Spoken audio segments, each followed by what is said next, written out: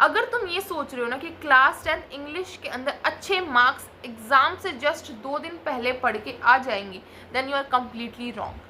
I score 94 in English and इस video में मैं तुम्हें बताऊंगी मैंने क्या स्ट्रैटेजी फॉलो की थी, क्या कुछ किया था।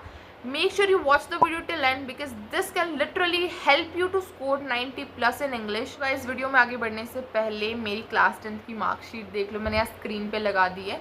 तो इंग्लिश में मेरे 94 थे, हिंदी में 93 थे, मैथ्स में मेरे 83 मार्क्स थे। मैं जल्दी वीडियो लेके आऊँगी कि क्या मैंने मिस्टेक्स करी बोर्ड एग्ज़ाम के अंदर जिसकी वजह से मेरे को मैथ्स में कम मार्क्स मिले मेरी एक्सपेक्टेशन से। साइंस में मेरे 95 थे, सोशल साइंस में 97 थे और कंप्यूटर एप्लीकेशंस में मेरे 99 मार्क्स थे। तो जो बेस्ट ऑफ 5 की परसेंटेज है वो 95.6%। सबसे बड़ी मिस्टेक जो बच्चे करते हैं कि इंग्लिश को सीरियसली नहीं लेते हैं, ये सोचते हैं कि इंग्लिश तो ईजी सब्जेक्ट है, बाद में कर लेंगे। But guys this is the biggest trap. English रटने का सब्जेक्ट नहीं है, ये समझने का सब्जेक्ट है। जितना तुम इसको अच्छे से समझोगे, अपनी पेपर प्रेजेंटेशन पे ध्यान दोगे, उतने तुम्हारे अच्छे मार्क्स आएंगे एग्ज़ाम के अंदर। बट अगर तुम इंग्लिश को इग्नोर करोगे तो भाई इंग्लिश के जो मार्क्स होंगे ना बोर्ड एग्जाम में वो तुम्हें इग्नोर करेंगे। तो गाइज सीरियसली लो और इसे अपने स्टडी रूटीन में इंक्लूड करो। मैं ये नहीं कह रही तुम्हें रोज़ इंग्लिश पढ़ना है, नहीं, अल्टरनेट डेज पे पढ़ो।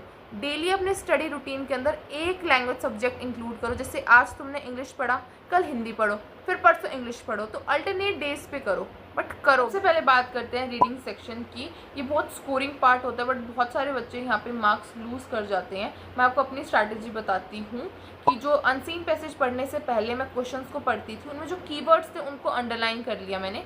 फिर जो मैं पैसेज पढ़ रही हूँ उसमें जो मैंने कीवर्ड्स को अंडरलाइन किया था उनको ढूंढती, फिर उनके आसपास जो मुझे इंपॉर्टेंट वर्ड्स लगते उनको भी अंडरलाइन कर देती।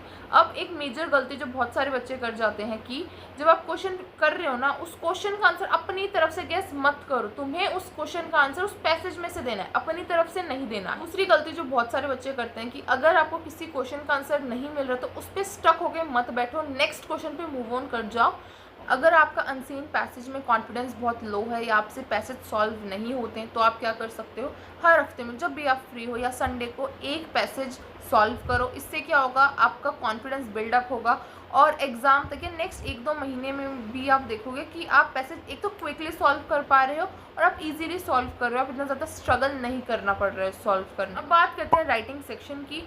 राइटिंग सेक्शन के अंदर भी मार्क्स स्कोर करना ईजी होता है क्योंकि इसके अंदर फॉर्मेट फिक्स होते हैं। जैसे कि आपका लेटर है, उसके अंदर फॉर्मेट फिक्स है, जस्ट बॉडी आपको लिखनी होती है मेनली। तो उसके अंदर भी आप इंट्रो लाइन तो मोस्टली सेम ही होती है, like through the columns of your esteemed newspaper I would like to draw the attention of concerned authorities towards, जो भी आपका टॉपिक है वो लिखना है। ऐसे नीचे आपको एक कंक्लूजन लाइन याद कर लो और जो बॉडी है वो क्वेश्चन में से ही लिखनी है, बस उसमें 1-2 पॉइंट्स अपनी तरफ से ऐड कर दो and you are done with the letter.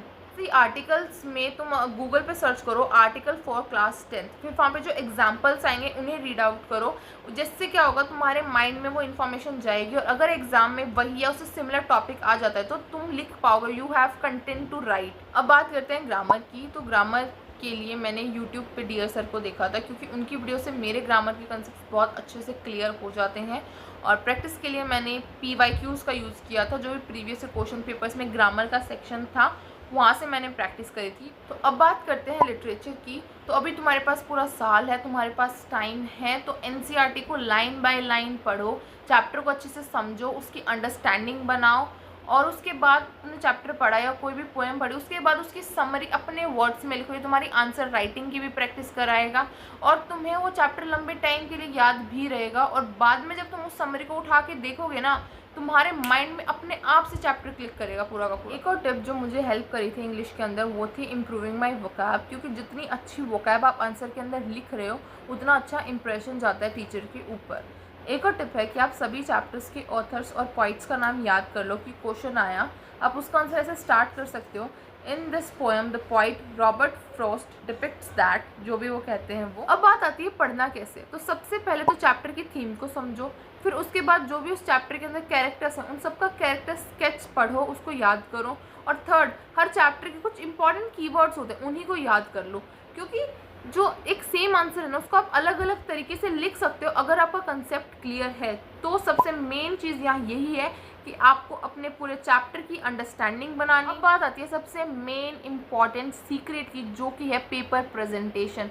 जितनी अच्छी तरह आप अपने पेपर को प्रेजेंट कर रहे हो, जितनी क्लियर आप हैंड राइटिंग लिखोगे, जितने स्ट्रक्चर्ड आंसर्स लिखोगे, जो कीवर्ड्स हैं उनको अंडरलाइन करो and to the point answer लिखो। वहाँ आप कहानी मत लिखो पूरी, जो क्वेश्चन ने पूछा है उसी को टू द पॉइंट लिखो, क्योंकि एग्जामिनर को इम्प्रेस करना पड़ता है अगर आपको अच्छे मार्क्स चाहिए तो। एंड वो होता है पेपर प्रेजेंटेशन से। अगर आपने पूरे साल अच्छे से पढ़ी है बट अगर आपकी पेपर प्रेजेंटेशन सही नहीं है, आपकी राइटिंग बहुत गंदी है, आपने आंसर को स्ट्रक्चर्ड क्लियरली नहीं लिखा है, तो भाई टीचर फ्रस्ट्रेट हो जाता है और वो आपके मार्क्स काट सकता है। अब बात करते हैं कुछ मिस्टेक्स की जो तुम्हें अवॉइड करनी है। सबसे पहली, एनसीईआरटी को स्किप करना। भाई तुम्हें एनसीईआरटी स्किप नहीं करनी, अभी तुम्हारे पास पूरा साल है, टाइम है, तो एनसीईआरटी को पढ़ो। और दूसरी, सिर्फ गाइड्स के भरोसे रहना। ये मत सोचना कि गाइड्स में से क्वेश्चन पढ़ लेंगे हो जाएगा, नहीं, तुम्हें अच्छे से पढ़ना है पूरे साल। तीसरी, आंसर राइटिंग की प्रैक्टिस ना करना। अगर तुम अभी से आंसर राइटिंग की प्रैक्टिस स्टार्ट नहीं करोगे तो पेपर में आंसर कैसे लिखोगे, सही तरीके से, सही स्ट्रक्चर्ड आंसर कैसे लिखोगे। अगर मैं 94 ला सकती हूँ तो तुम भी ला सकते हो, इवन तुम इससे ज़्यादा ही ला सकते हो। जस्ट तुम्हें कंसिस्टेंट, डिसिप्लिन और फोकस स्टडी करनी है। और अगर तुम्हें इस वीडियो से थोड़ी सी भी हेल्प मिली हो तो make sure you hit that like button, subscribe the channel for more such videos. All the best guys, तुम बहुत अच्छा स्कोर करोगे इंग्लिश में, बस पूरे साल अच्छे से लगन से मेहनत करो।